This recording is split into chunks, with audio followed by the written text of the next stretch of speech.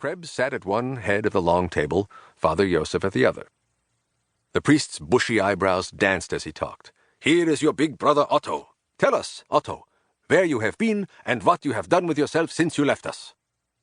"I'm a captain of a submarine, Father," Krebs said. Yes, so I've heard. But tell us about your wife and your family." Every child stopped eating and watched him. "I'm afraid I don't have a wife or children, Father." The children all looked at one another, their little mouths open. Father Joseph frowned. "They are all taught the importance of family. That is why they are looking at you with such surprise." Father Joseph wagged his spoon at him. "We need to talk, my son, I can see that."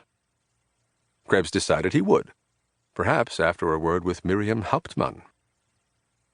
A week later, and he wished he would never leave. They walked on the path that led along the harbor. Miriam said how worried she was about Harrow going off. "He will be fine," Krebs answered, sorry that he had to lie. "He's too young. I think he will find life in a U-boat very difficult." "It may be good for him. He will have to work hard." "They will toughen him, then kill him," Miriam said bitterly. Krebs didn't know what to say, since he agreed it was the boy's probable fate. The path was uneven, and she took his arm to steady herself. It was the first time she had touched him, and he shuddered. Miriam led him off the path to a tidal pond. She knelt at the water and plucked something from it. "What do you make of this?"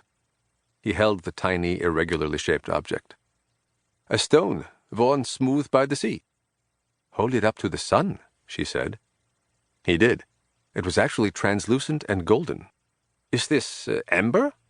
She nodded. Krebs said, "I would never have spotted it." "Isn't it rare?" "Very. But if you have an eye for it, it can be found all along this coast. A woman in town makes jewelry with gold and amber and shells. Her creations are rather famous. On Saturdays I clean her house. For my pay, she is teaching me her art."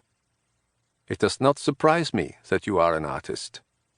She lowered her eyes. "I am not an artist, but I wish I could be." Her smile was proof that Krebs had pleased her. Happy. He kept thinking about the emotion, getting used to it. He let himself be led by the strong young woman, and wondered if it was possible to always be happy. Father Joseph had taken the children on an outing, Harrow going along. Miriam and Krebs sat before the fire. He leaned in close to her and couldn't stop his hands from going around her shoulders. They kissed. "What is it you want of me, Otto Krebs?" "I don't know," he answered, "but I seem to be falling in love with you." She did not smile. "You mustn't. It is too soon, too fast. You have only known me for 13 days.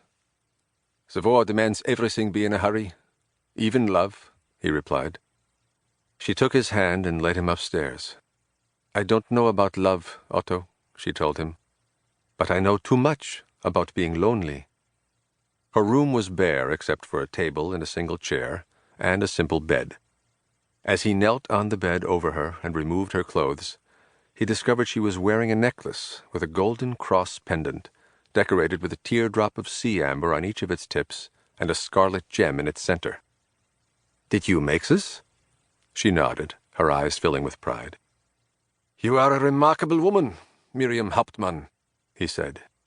"Let me love you, even if it is too soon." "All right, Otto. I have a great favor to ask of you." "Of course," he said.